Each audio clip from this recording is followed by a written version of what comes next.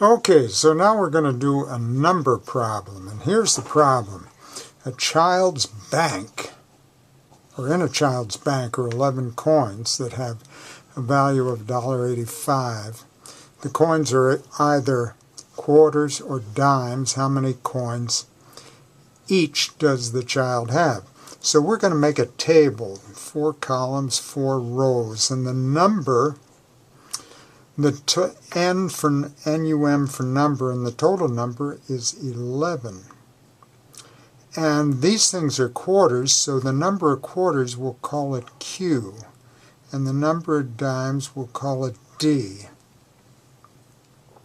And the value of a quarter, well, instead of writing things in terms of dollars, we'll write them in terms of cents. So $0.25 is 25 cents, $0.10 is 10 cents, and $1.85 becomes 185 cents. So we've got 25 cents, 10 cents, and this is a total of 185 cents.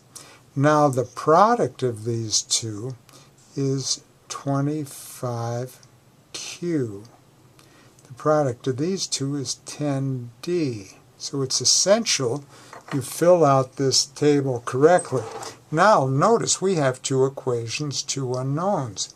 We have Q plus D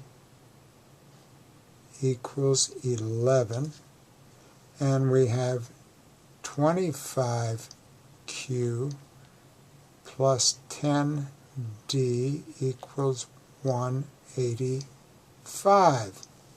So here's our system. Let's multiply this top equation by -10, and that way we can eliminate the D's. So we've got -10Q minus 10D equals -110. Notice I multiplied every term by -10. And, excuse me, yes. And now we have the second equation is 25Q plus 10D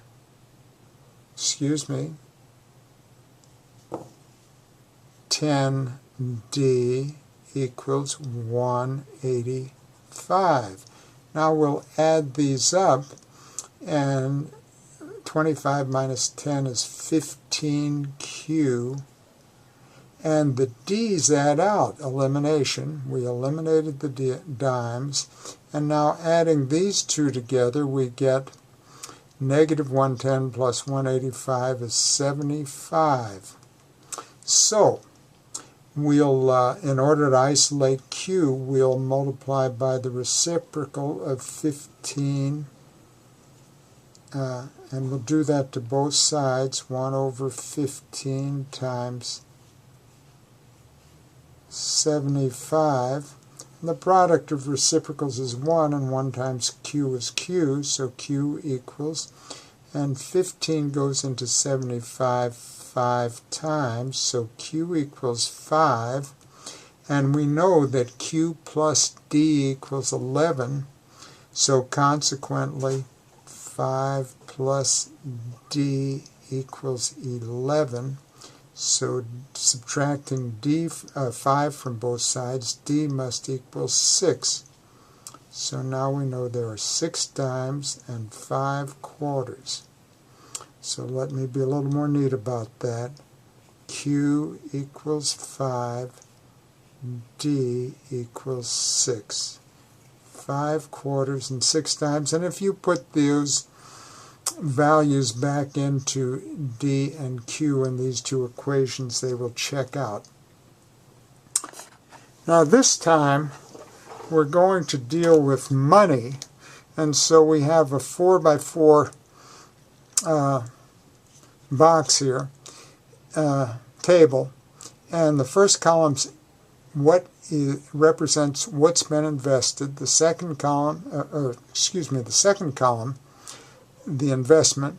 Third column, rate. Fourth column, INT for interest.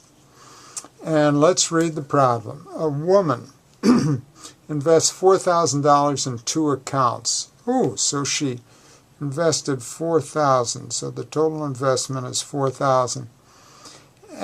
And one at 6% interest and the other one at 9%. So this is going to be 0.06 and 0.09 for 1 year. At the end of the year, she earned $270 interest, so she's going to get $270 worth of interest there. How much did she invest in each account? Look, do you know how much she invested at 6%? No, I don't either, so we'll call it X. Do you know how much she invested at 9%? No, and I don't either, so we'll call it Y. So let's see what her interest is. Her interest is going to be the product of the rate times the investment, or 0.06x. The rate times the value of the investment, so 0.09y. And notice we now have 2 equations, 2 unknowns. We have x plus y equals 4,000. And we also have 0.06x plus 0.09y equals 270. Now listen, I don't want to work with decimals. It just makes it somehow more tedious. So let's take this second equation and multiply each term by 100. That way it will move the decimal over 2 places, and we'll no longer have to contend with decimals. So keep in mind what I just said. We're going to multiply each term in the second equation by 100. So 100 times the first term will give us a 6x, plus 100 times the second term will give us a 9y. And we have to multiply the 270 by 100 also. You have to multiply everything in the equation by 100 or nothing by 100, one or the other. So look, now we have 2 equations, 2 unknowns again. Well, let's eliminate the x's. We'll just multiply each term in the first equation by -6, and that way the x's will add out. We'll eliminate.